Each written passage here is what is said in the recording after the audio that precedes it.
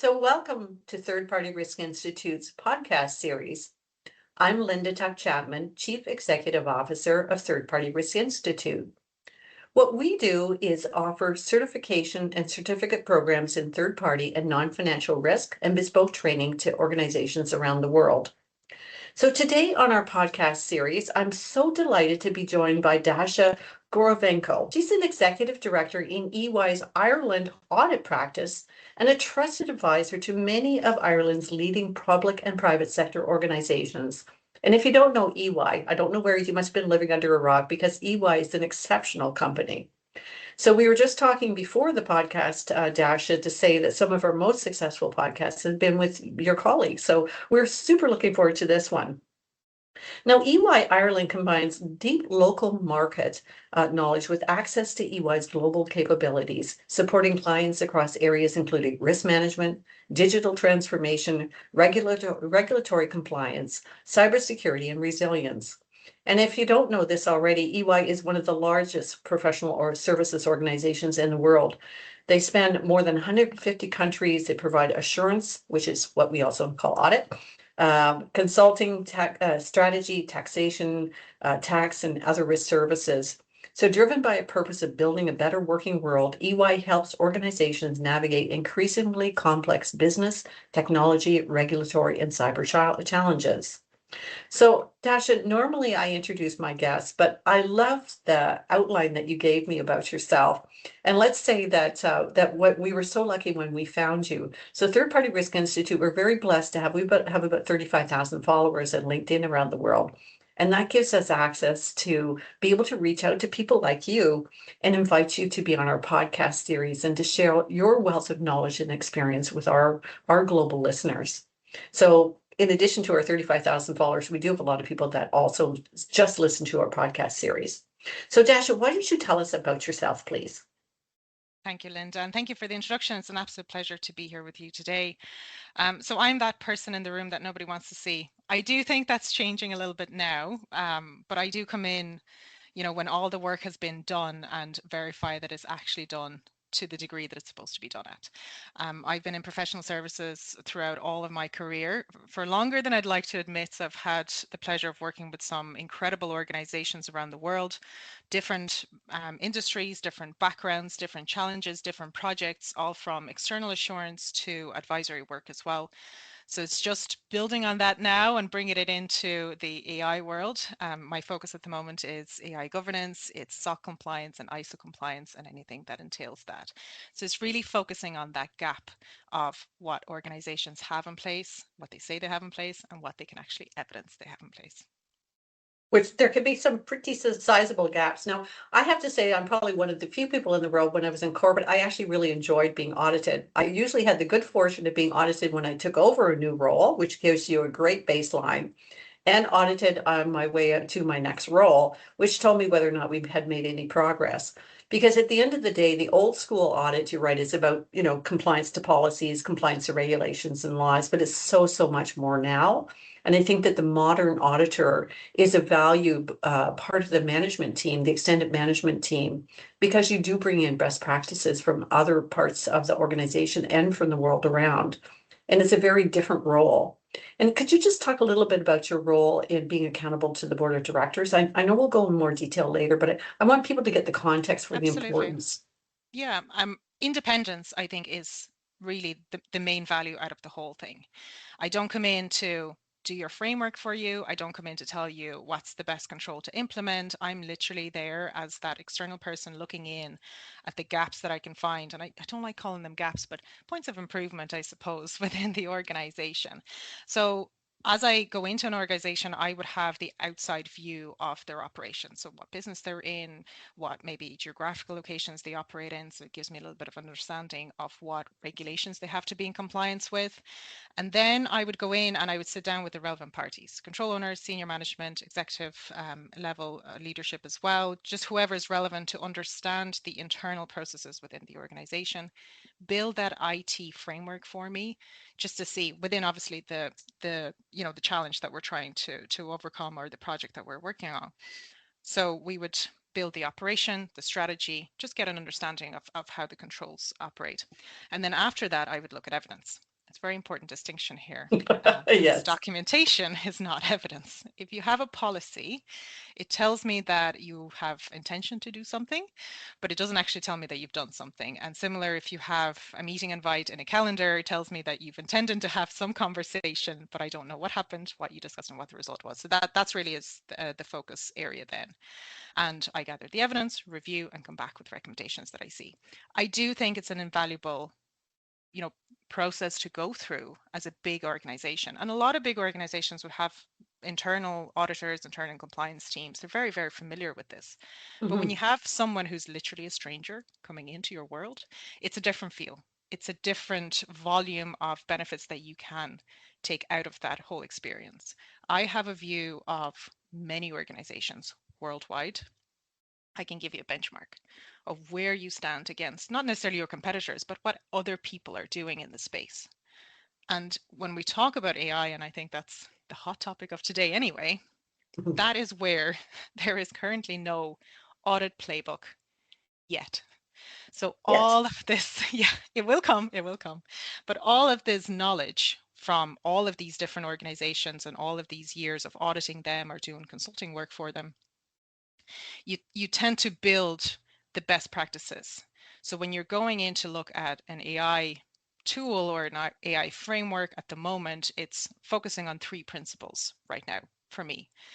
The first one, it's being, what are the risks? So what risks are we looking to address? What good would look like? And then the most crucial one is what can the organization actually evidence?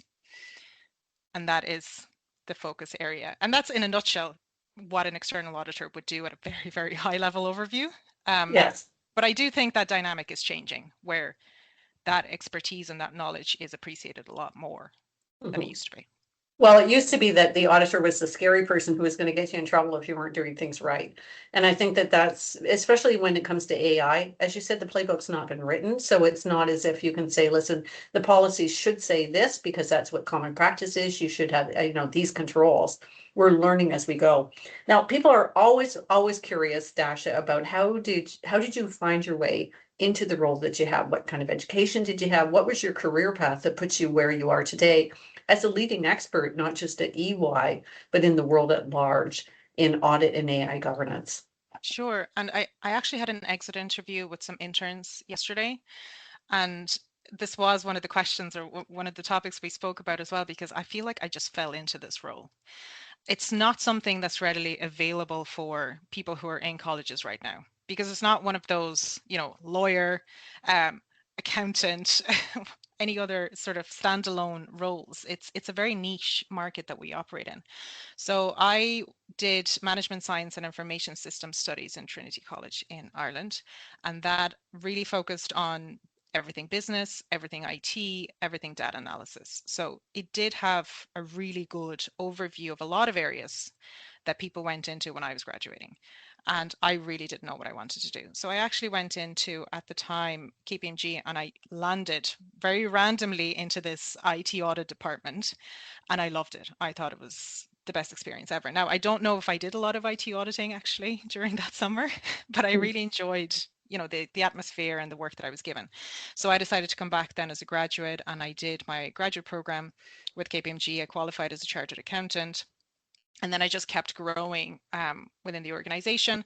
And then I made the move to EY to broaden my experience and broaden my standing within, my network and my clients, and just globally as well, and looking into these new technologies that are coming out, new Mhm. ways that we have to audit, and just drive sort of other initiatives as well. So I would say it's been fairly linear, to be honest, from what other people would have experienced, but it was an accident, I would say, that I ended up where I was, because all my peers went into totally different areas.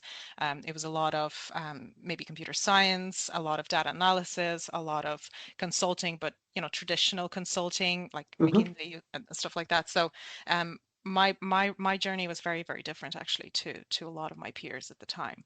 But I've enjoyed it. I don't think I'd be here if I didn't. I really, really enjoy the fact that fundamentally you're doing the same thing. It's the same concepts that you're building on, but every organization you go into has a different IT stack. They configure it differently, they see different IT risks, they have different risk appetites, they see different challenges, and every year there's something new. It changes every year. There's a new cyber attack, there's a new AI model, there's something new. So you constantly find yourself learning. You're constantly on your toes because you have to keep up with what's out there. Especially when you're that person that's guiding organizations, guiding teams, advising them, you have to be the expert in the room. So it's a lot of learning. It's a lot of being under pressure myself because not many people know. And I always like to say this to my clients. I have auditors too. I have, We don't internal think about auditors. that. Yes, exactly.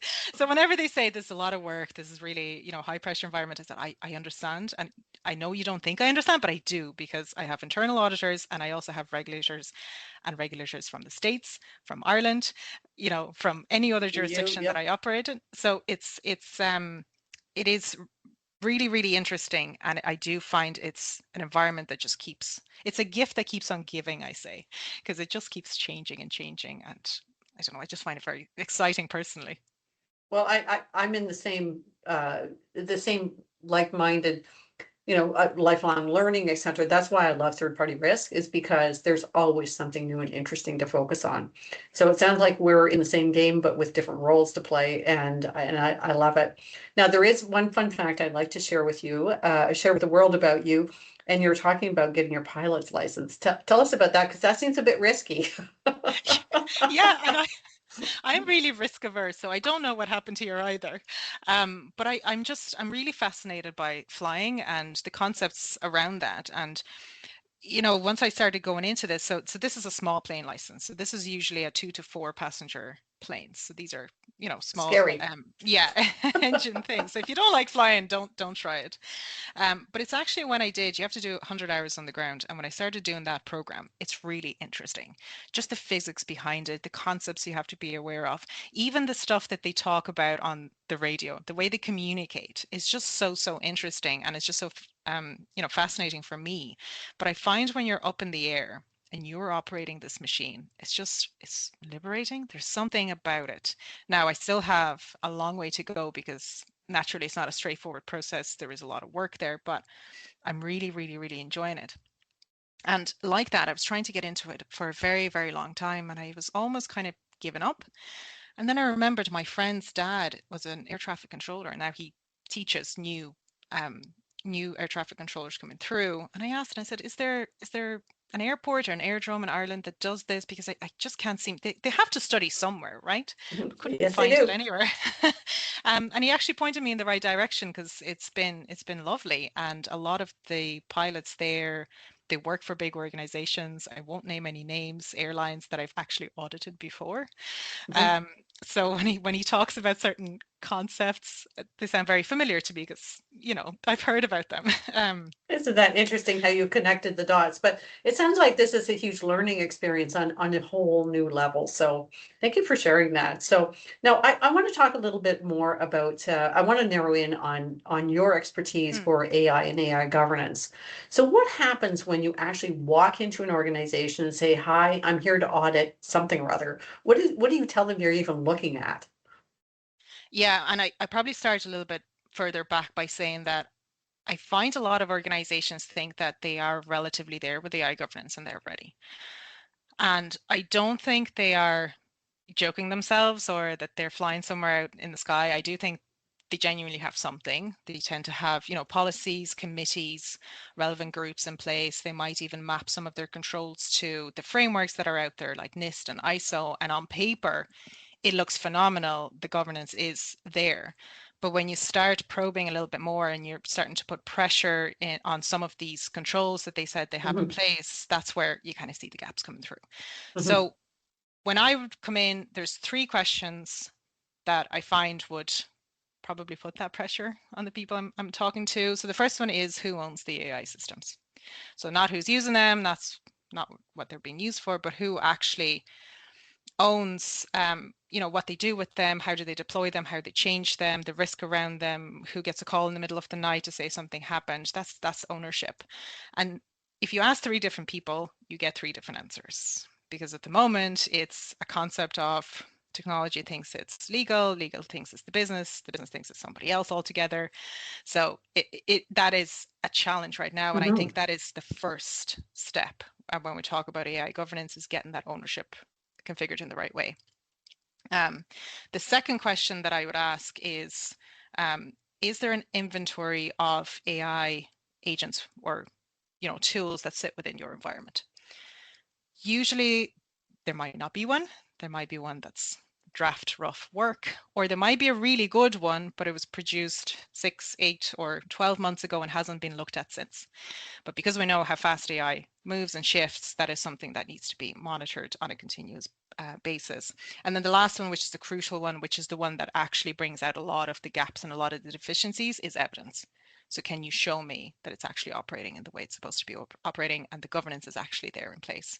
And that is usually where the gaps are. Yeah, that sounds like high pressure. Those are high pressure questions. There's no doubt. That's it. And governance that can't be evidenced really isn't governance. It's just paperwork. And that might make somebody feel comfortable and warm and fuzzy inside, and they can tick a box in some checklist, but ultimately it doesn't address that question with evidence, and that is the challenge. And I do think, I don't mean to criticize any of the organizations, by the way. I do think they're doing the absolute best with what's given to them, because this is something that's moving so fast and it's so hard to keep up with it. But the regulator is most definitely not sleeping. And even if they're pushing out some deadlines, they are coming, and the regulator will be ready on that date. And it's really important that the organizations realize that and think about it that way as well. I did see ECB, they did a review of the European banks, and they released a report earlier this year. I think it was February, I'm not too sure on the date, but they came back with 2 comments that kept appearing over and over. It's fragmented ownership and evidence of ownership that doesn't really hold up of the governance. So those are the 2 things. And those are the 2 things I keep hearing and seeing when I'm talking to organizations, or when I actually do some pre-assessment review or something like that. That keeps coming up. And that seems to be the big challenge. So surely you've gone into organizations who are on top of this. So what are the most common touch points for the actual ownership itself? Right? I guess you'd have to define what ownership means. And I like your definition, right? Who gets called in the night, who's responsible for the risk, who's responsible for the output. And that is very often what's considered the kind of the first line of defense. The business owns the relationship, they own the product or service, and therefore they own the risk. And I would agree with you that many organizations don't see it that way, because the business thinks that technology's done the assessment or somebody else has done the assessment and they're responsible for the risk component of it. But when we're sitting in the center and we are those people, we are basically serving the business. We're serving the organization and we're serving the business. So when it goes back to the organization itself, when you're seeing strong ownership, what are some of the hallmarks of I think you're on the right track? Maybe it's not perfect, but you're in pretty good shape. What kind of responses might you hear from the business? Well, it's clear roles around the different elements of the AI tool. Okay, so it might be who gets that call in the middle of the night. It might be who monitors and does the relevant updates. It might be somebody who has overall oversight. Maybe it's the AI risk officer, something along those lines, that's looking after the whole process. It might be also the people who are using it. They need to be very much involved in this as well. I do think ownership is not one person. And I do see that a lot at the moment, where organizations are posting roles for chief AI risk officer that's going to do all of this for them. That's not going to work. One person can't do all of this. There's responsibility on everyone, every user who's actually using it, and then every person who's managing and monitoring. And then you just need that oversight. They may not have direct access or direct view of or impact over the system itself, but oversight to see what all the teams are seeing. That's really, really critical. AI is no different to any other new emerging risk. Every new emerging risk that comes out, we always struggle to figure out, okay, who's supposed to be responsible for this? This is no different. The only difference here is that it moves really, really fast, and the frameworks are not keeping up, and what we should be doing, or the best cases, are not keeping up either, because, you know, it's not readily available there on the market. But it is a challenge with any risk, and I feel like it's important to highlight that it's not one person's responsibility. Everyone plays a role. Okay, so you need a really well-defined RACI, right? Yes, And a RACI could correct. tell you for the component parts. Now, tell me if I'm wrong, because I'm not an AI expert. I'm learning like you. Well, not like you. I'm learning from what I I'm still can. learning. I'm still learning of everything Okay. that's coming out there. Okay, so my point of view, I guess, from my own background is if you understand how it's made, you have a better chance of understanding and governing the risk. So when you go to how it's made, there is a tech stack. Some of it we recognize, it's technology that's been around for a while, and some of it is new, and it's how it's put together, which causes the risks and the controls in there. The second leg of the stool I see is the models and algorithms that make the decisions that drive the software and the hardware stack. And the third, of course, is data and some other considerations. So if you had that point of view, would that allow you to build a decent RACI around the component parts? Hugely. The issue is that that point of view doesn't exist in every organization. I It's would not agree. delved into that deeply. Okay. And if they are producing the AI tool, they would have that view. If they're the users, so they use a vendor for an AI tool, they probably don't. And even when there is a SOC report available, it may not cover absolutely everything that it should, just because it's covering only the necessities of what they think is relevant for when they're going into the sales cycle. Because usually that's the key thing, isn't it? It's to try and sell your product and to demonstrate that you're compliant. But the key steps are missed, and I feel that the users of the report or the users of the tool are not experts in the field, so they don't see those gaps and they don't Mhm. question the gaps because they don't realize that they exist. If you have the view that you described, Linda, which is fantastic, Thank and you. anyone who has that, I would say, bravo, you're way ahead of a lot of organizations who are Oh, you're looking just into the making me feel governance. good. Well, thanks for that. Okay, so we talked about ownership, and I think that concept of how it's made. I mean, my brain, I think, sometimes works a bit like an engineer, although I'm not an engineer. And so the second thing that you touched on was inventory, right? So the inventory itself, part of the problem is, of course, identifying that there's AI present, right? So you have an opportunity at onboarding and you have an opportunity every day because things change. Do you have any suggestions on how people might go about identifying that there's AI present in the services that their third-party services or software they're using? I think it's if they're utilizing a vendor tool, I think it's having that open conversation or having those demos. I always advise people to actually sit down and show me every single functionality and tell me how that functionality works. So is Mhm. that something that's inbuilt, or is that something that's utilizing some other functionality? Maybe it's utilizing an AI model, an external AI model, but it's actually doing a demo of the product and understanding different aspects of that product and how it works. If we're talking about within an organization and seeing what we've actually have deployed, there is a way when you're an administrator of the systems to view what tools sit within your network and what has been downloaded. I mean, there's other safeguards that you can do is don't let your employees just download and install whatever they want. You can also block a blacklist, the on the web, the tools that are very popular to not use them. There's other Mhm. safeguards that you can do as an organization, but if you have deployed some, you should have an inventory of all the AI assets that you have deployed and exactly what the safeguards are that you have implemented.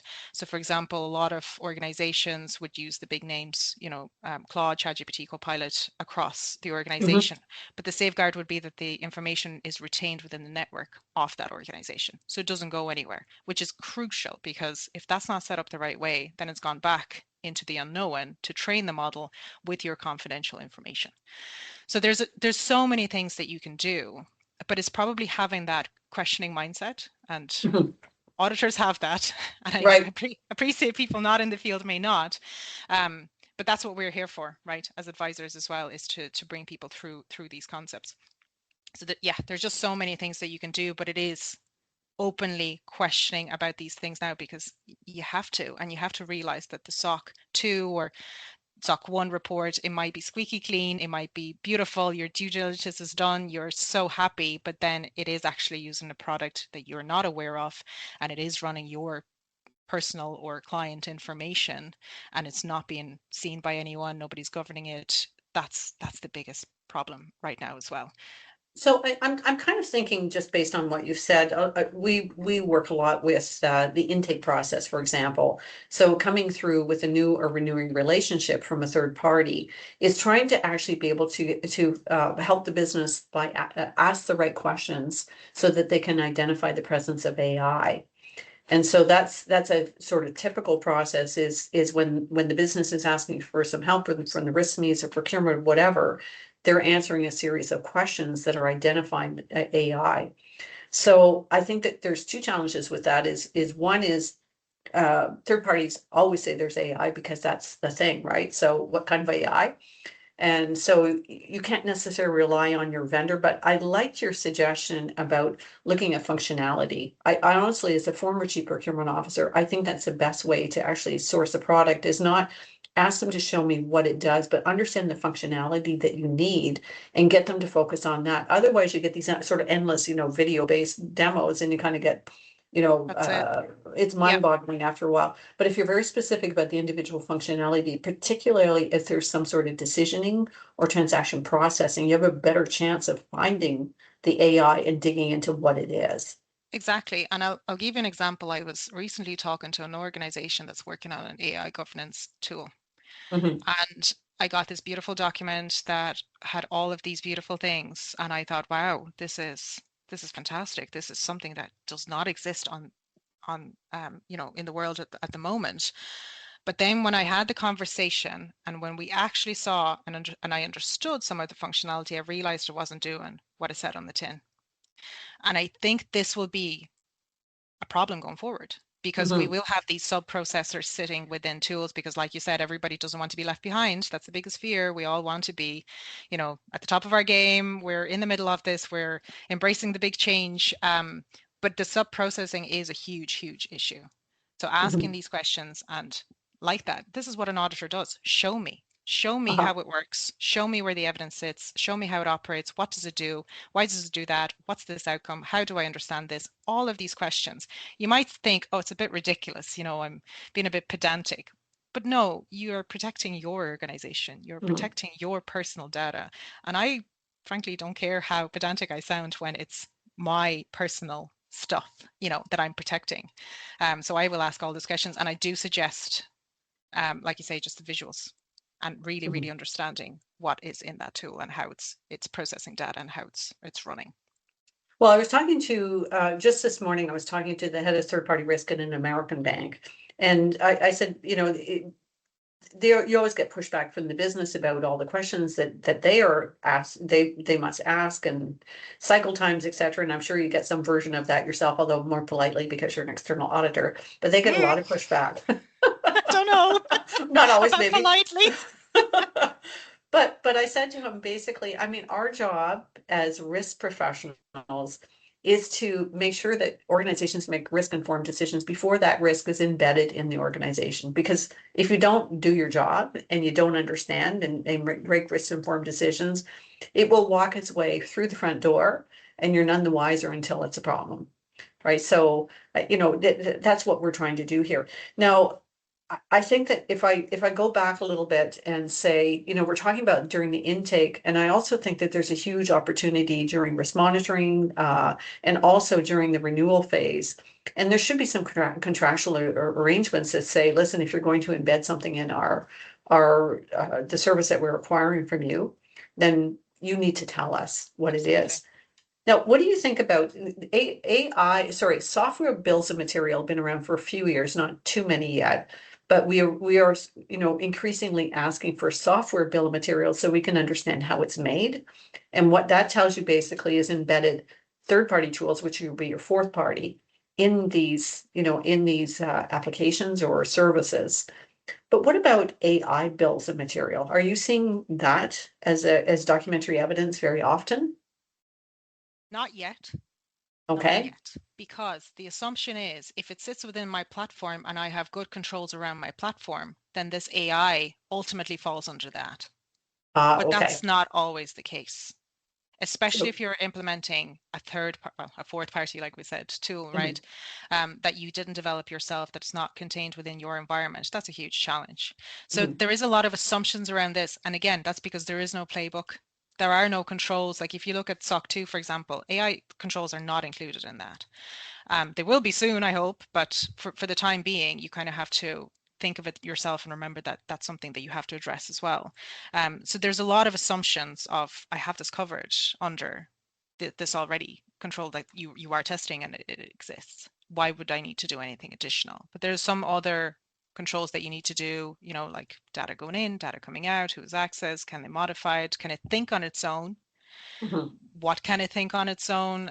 All of this stuff now that we have to add on. So I do think that's a bit of a gap right now.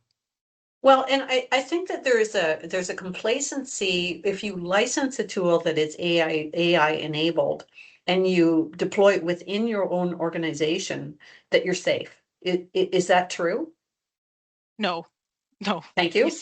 you still need to do you still need to do, and I have to be very careful what I say because in my head, I know the process is to the detail, but I suppose people working with these on the other end might not. But no, you still have to have all the controls that are relevant in place, and you still need to call it out specifically, because that's the other thing as well. Our tool does this, but there's no mention of any aspect of AI, and it might not be an AI specific tool. It's just a fraction or something, a module or a component Mhm. that's AI. But it's so important to call that out and so important to make reference to that. And it's so important to implement the relevant controls around that as well. That Well, that is no yeah. different. And I'm expecting probably the EU is going to be first out of the gate with a blanket, basically a sort of an umbrella type regulation. Because if you look at DORA, the Digital Operational Resilience Act, that is your internal operations and your critical ICT third parties and fourth parties and beyond. Mm-hmm. So I'm expecting the EU, because they have that perspective of the whole organization, that they might be first out of the gate with some regulations that do address that in totality. It will And have to. for anyone who's listening who's not in the financial services sector, you should read those regulations because they're a compilation of best practices. I mean, I know DOOR is not easy to implement, but I'm thinking, oh goody, this is in a regulation. It's been best practice for a long time and it should be a standard practice. So I'm 100%. expecting, I think they'll probably do that, the same thing to the Mm-hmm. best of their ability. I'd expect support to come. And, actually, there is machinery that's already being built into the Act. There's an AI office at EU level, there's provision for codes of practice, and there are harmonized technical standards being developed by the European standarding bodies as well. So it isn't the case of the regulation just being dropped and everyone is just guessing how to go about it. They are already putting the relevant safeguards in place to make sure that this is a success. DORA is actually a really useful precedence here. When DORA landed, it was really a big act to be dropped on organizations. It had a lot of information it was looking for, and it did carry a level of ambiguity with it for organizations. And they were left scrambling a little bit at the start. But what made it workable was actually that foundational level where the regulatory and implementing technical standards from the European Supervisory Authority were made available. So organizations had actually something to work from at the time. And that's what really turns that high level regulation into something that firms and organizations can actually take and implement in house and build on.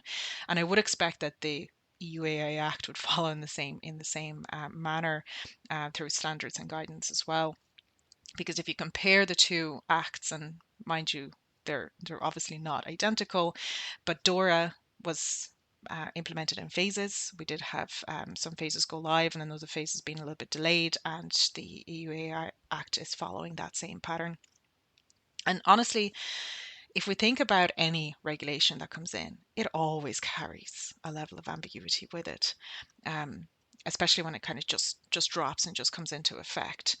and organizations can go ahead and build their own frameworks. There's nothing stopping anybody going in and now building a framework in-house to address what the EU AI Act is asking for. But the challenge is that there's possibilities of gaps, and you wouldn't know those gaps until a regulator actually comes in and starts reviewing, or until you have that final definitive view of what the regulation is actually asking you to do. But it is a good starting point. I mean, I don't see why organizations wouldn't go and implement a framework and then maybe extend and build on that further. At least they're starting that thinking process. They're starting to put frameworks into place. And this is exactly why the direction of travel matters more, actually, than waiting for perfect certainty. Well, and also the EU is writing the regulations as a combination of principles-based and prescriptive. And so that actually does give people a little bit more guardrails. Now, I would like to turn our attention to testing because, as you pointed out, these things change all the time. So you acquire a tool that you think you understand. You may or may not have done sufficient homework on it before you deployed it. And I would like to remind you that these third parties are in business to make money. They do their best to test, but they have to get to market too, right? So have they done all the testing that you need? Hard to say. But now that it's deployed in your organization and it basically has large language models, it allows it to be a learning type application. Tell me about testing, because testing seems to be extremely difficult. It's not like you buy something that stays static and there you go. You're buying something that can change itself. So how should that work? Well, 2 words: continuous monitoring. That's really the key here, because if you look at the standard assurance framework, it gives you a snapshot of an environment. That's always been the case. Without AI, let's take that out for a second, that's always been the case. So you will do an overview of all the controls that you have in place, and that's where the environment is on day one. Right. Now, and that's, the standard framework would have the different guardrails, and they're pretty static, but AI has totally washed that out. They're gone invisible now at this point. So with AI, it's continuous monitoring, because what you had on day one is no longer the case on day two, because it changes so fast. So it's important to have the relevant controls in place, but it's important not to have them, do them once and park them. You have to do it on a continuous basis. And that's the only way you're going to know if something significant changed and you've addressed it the right way. Because if you just leave it, it's it's gone. It's old news by day 2 or 3. Well, I read a headline this morning and I didn't have time to read the article in The Economist talking about rogue AI. And it seems to me that perhaps the learning machines have gotten away from some people. And so, we'll see how that evolves. But I step back, there's different types of AI. So when I was doing research for my point of view, right, around how it's built, I also came to understand that there are basically 3 levels of complexity. There's the sort of the basic or narrow AI, which is a lot like robotic process automation with a lot more bells and whistles. It's a more familiar and less risky, because basically it's using AI to do repetitive tasks within a framework, and that's what it's really, really good at. Right. So those are less risky, probably take a little bit less effort. So the next level is general AI, which keeps coming up with new names, right? I think we're currently using agentic again, or still, but there's lots of different names for this. And this is really where it gets more complex and where most of the risk lies, in my opinion, anyways. And that's basically where they have complex tech stacks, very complex tech stacks with things like neural networks and multi-core processing, and these combinations that we haven't really seen before, combined with the models and algorithms. And so the models and algorithms themselves they've got their own challenges, right? There's no such thing as a perfect model. They all have bias, they all have issues, and then they can, they have the ability to change. And then, so when I step back and look at that basically tells me that we need to think differently about testing, as you pointed out, because the testing is, who is responsible for actually evaluating the risk? The tech staff, do they even understand the tech stack? When you start to get the general or agentic AI, who's looking at the models and algorithms? Because unless you're a big bank with a model risk department, who does this in other organizations? Yeah, that's really critical, and that is the big question right now, because I suppose the ones that I have dealt with would fall into the first category largely. They are pretty restrictive. You have controls around that you're pretty comfortable that it does what it's supposed to do. Now, the second type is where it goes a little bit crazy and a little bit into the dark, because how do you prove all of that unless you look at the actual code? How do you know, we call them hallucinations, but how do you know that it's just not creating any information and just, doing things out of its own will? Because like you, I was listening to someone and also read articles of people who built these models and worked with these models and done research on these models and said, if we don't put regulations on this now, it's going to go just so crazy that we won't be able to control it going forward. So these are the models that are going to start spreading their own roots, doing their own things. So how do we contain that? And I genuinely don't have an answer for that right now. Because no, and I wouldn't suggest that anybody has an answer for that as well, because we're still puzzled by the possibilities without having any concrete answers. And I don't know how we're going to get to concrete answers either, Dasha, because it's the complexity of these technologies is certainly beyond me. I mean, when it comes to models and algorithms, I'm never going to be a quant.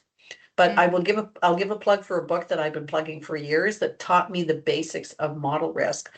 And it's a book called Weapons of Math Destruction, MATH. It's a play on words by somebody on Wall Street by the name of Kathy O'Neill. I read it in an afternoon. I thought, okay, yeah, I get the basics now. And then I read some other textbooks written by quants, which I struggle with, but managed to make my way through. Because when I wrote my first book on model risk, I actually had the great good fortune of one of my dear friends is a deputy chief risk officer in a central bank. So we used to have debates all the time about model risk, and then eventually she brought in her people from the central bank to help us. But all models are based on historical data. All models are inherently flawed. And so then what? Right? Because my understanding is that with these, especially with the large technologies, the complex models cost billions to develop. And because of that, there's primarily two companies in the world that build these large models, which underpin everything.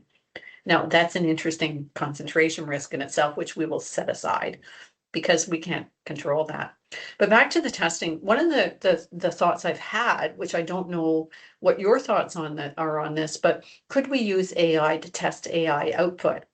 Right? Because if you have a learning machine, right, which can change, and you're expecting certain outcomes, say for loan decisioning or for determining whether or not you're going to offer someone a job, do you have some way of testing what's actually happening? Could you use another AI solution to test the output to make sure that it's staying within the guardrails, or is that a crazy idea? No, I think that's actively happening right now, especially in the audit world. It's trying to identify faster ways of getting through the test cases. The analogy that I've used, and I've heard someone use it before as well, it's treating AI agents as people. So if I have a team of 3 people and they're giving me a deliverable for a client, do I pass it on to the client? Do I just read to familiarize myself, or do I actually scrutinize the output and go back to them with review comments? Well, I'd probably do the last, actually. Yes, you're an auditor. Absolutely, you would do that. I know you will.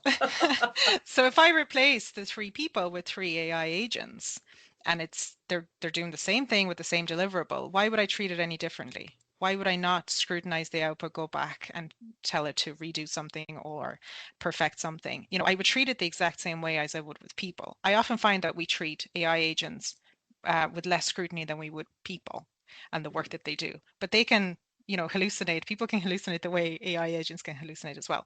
So in this case, if we have an AI agent that's testing an output or does a test case from other AI tool or agent, I don't see why that wouldn't be a benefit to everybody once it's actually reviewed by a human.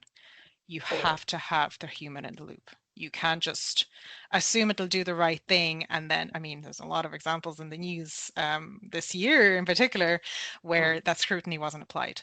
So I think it's great. I think it's something that I would actively embrace myself. If it's allowing me to park my time elsewhere and focus on more value add, and then just spend a little bit of time reviewing what it actually did and tweak it if I need to, fantastic. But the person has to be there. Yeah, champion challenger kind of idea. And I think that, in the long run, that's probably, they talk about the human in the loop. I got to go back to hallucinations. I have to say that I am not accepting that word as acceptable in my lexicon. because a hallucination is something that is an error. It's incorrect. It's producing flawed outcomes, right? Or flawed output. And so a hallucination is, it's such a cute little word, right? But the truth of the matter is that there is a flaw in the processing that has produced an outcome that is now incorrect. Right. So I just want to put my 2 cents in for I don't buy hallucinations. I buy it as an error. Right. That is an error, and it's an inconsistency. And so, I know we've been accepting these in software for decades, right? It's a quality control problem. Anyhow, that's my little soapbox. I'll stop now. I agree. Using terminology that everyone is so familiar with, because I just see that word everywhere. Oh, Yeah. AI hallucinating again. Yeah. I was in a training last week, and that was used again. AI is hallucinating again. Oh, but if we get a different model, we'll get different results. I'm like, you're going to get the exact same, maybe different results, but it's still doing the same thing. Right. You still have It's to like tell your it. it's like your 3-year-old having a tantrum, and you say, "Well, it's okay because they're a 3-year-old," right? It's like pat, pat, pat on your head for the hallucination. Same thing. I'm not buying it. Anyhow, okay. Well, let's get back to serious matters. Okay, so now can you talk a little bit about the EU AI Act? We have listeners from all over the world, and I think if they had some idea about what it might be, they might read it. Yeah, absolutely. So the first thing to understand is that it's risk-based. It's it sorts AIs into tiers basically, and your level of compliance will determine on which part of the tiering system your AI tool or agent will fall into. So at the top of the tiering categorization, we have the prohibited AI. So these are outright banned. You can't use them. An example of that would be something like social scoring, let's say.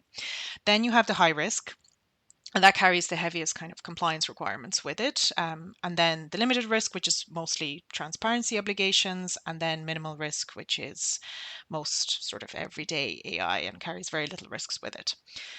The important nuance, and I think this is the one probably where it catches people out, is that high risk isn't about how sophisticated the technology is, it's the actual use case. So you could have the most simple AI tool or agent from a configurational standpoint, but what it does would trigger that sort of high risk criteria. So we're talking about AI in recruitment, credit scoring, medical devices, critical infrastructure. Those are kind of all high risk cases. So you could have a very, very complicated model, something that is very sophisticated, but all it does is something like, I don't know, voice recording or something like this, very basic use case. So that would not trigger as being high risk. As some people may be aware, the high risk obligations have been pushed out. They were due to come in over the next couple of days at 2nd of August, but that actually got pushed out to 2027.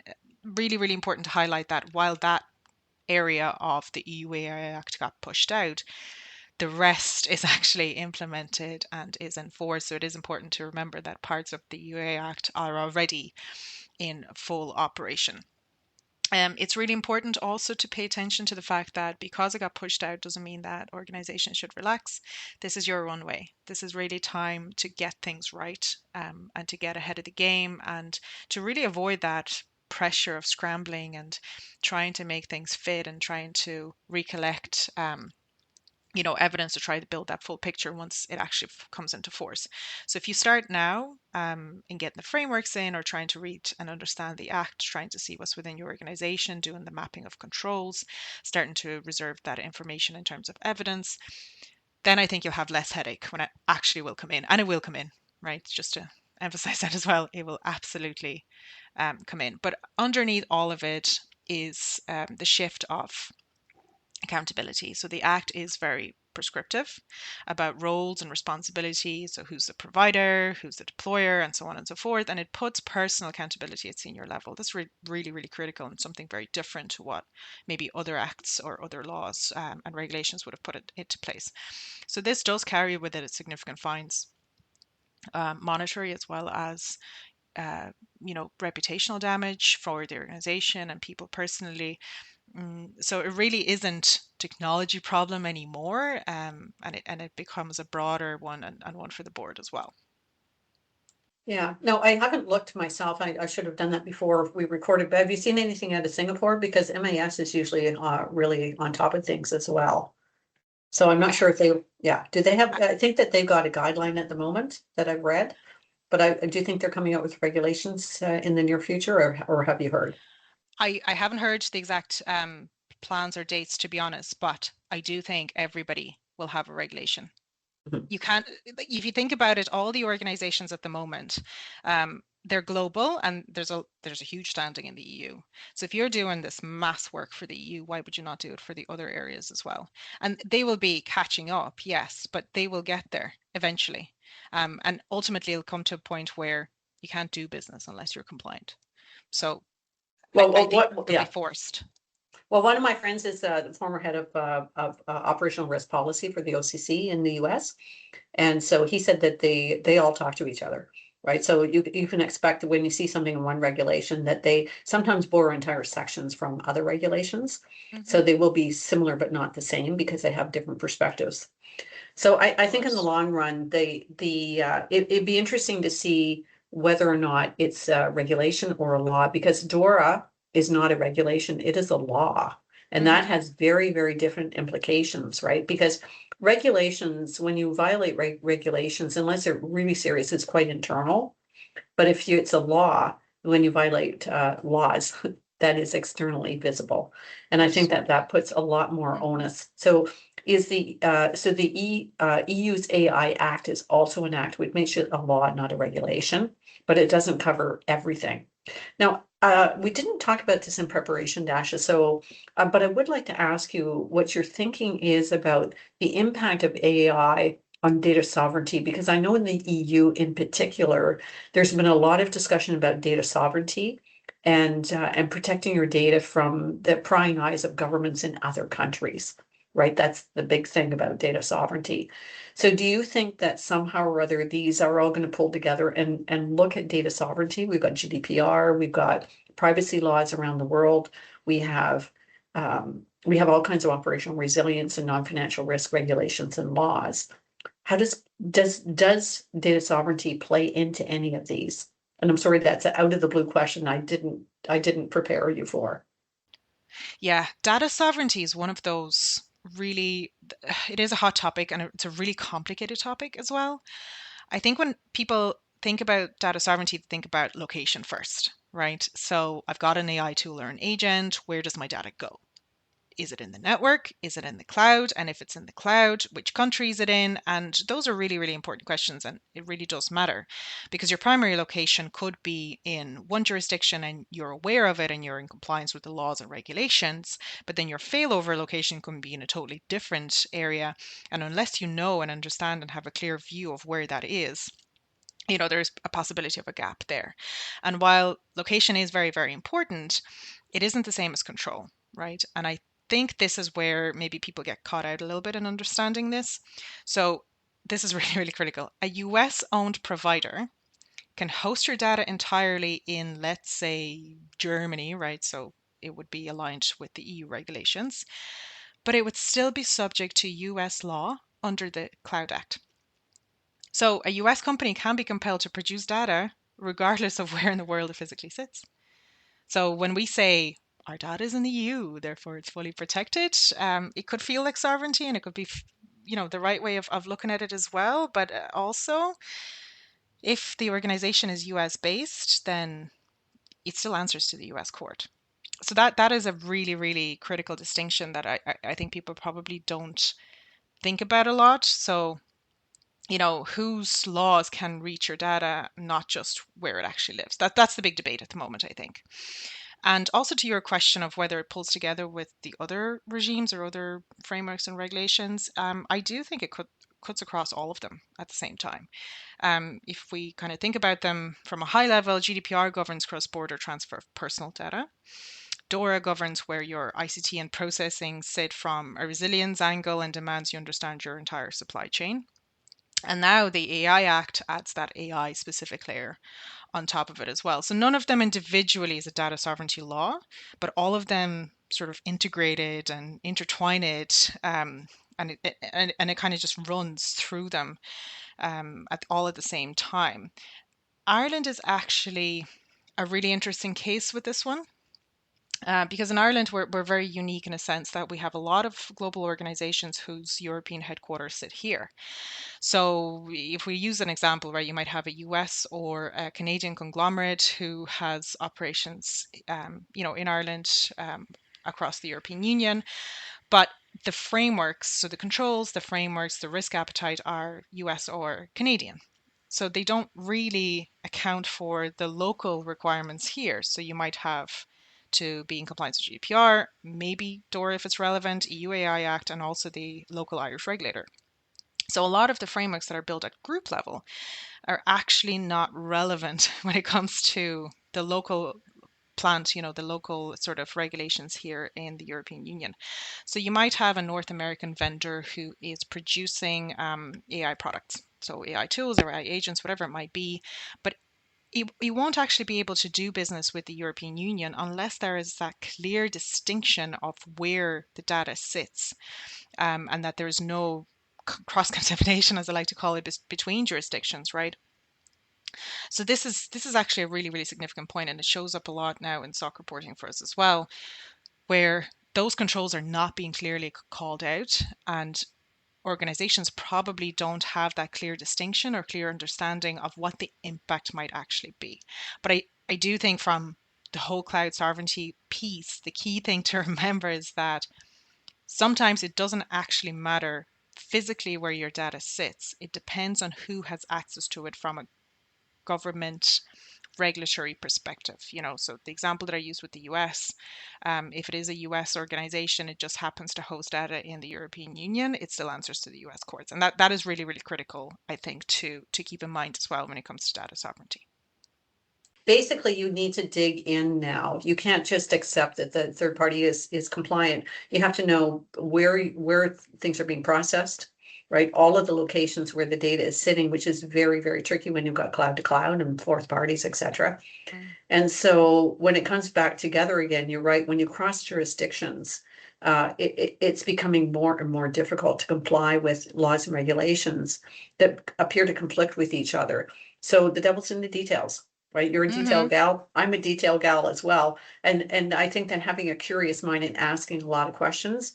Now, I know that bothers a business, right? Because they think that you're slowing them down. But in the long run, if you have a problem, believe me, the cost and the of recovery far exceeds But unless what it takes to get. organizations, exactly, but unless they've gone through that process, they don't think anything is going to impact them ever. So Totally.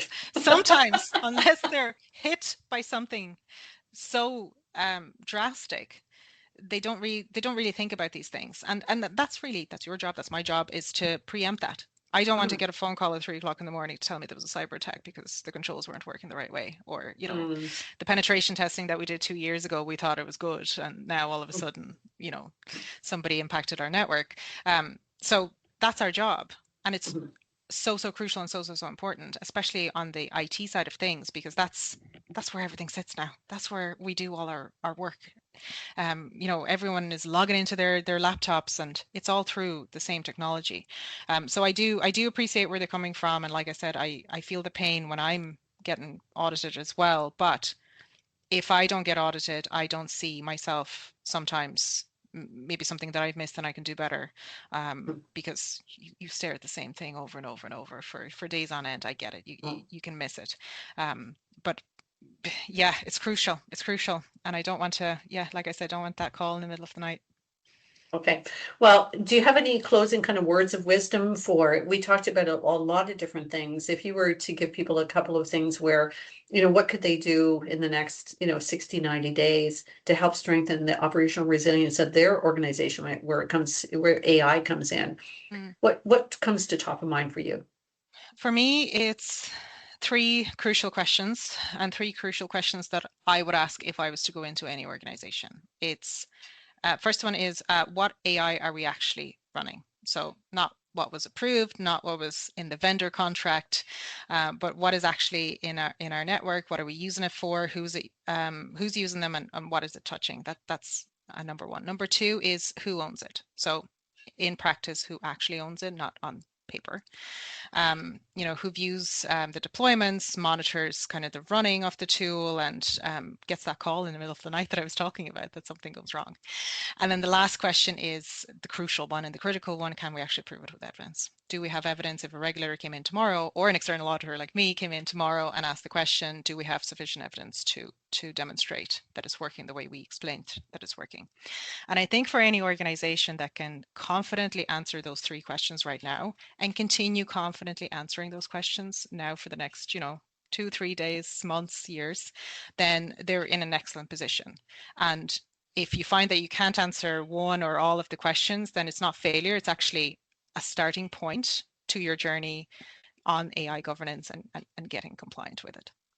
Okay, well, thank you very much. So I just want to say thank you very much to Dasha Gorovenco. She's with EY Ireland, and she's been talking to us today about AI governance through an external auditor's lens and far, far more.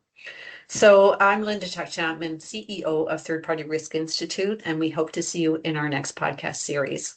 So thanks again.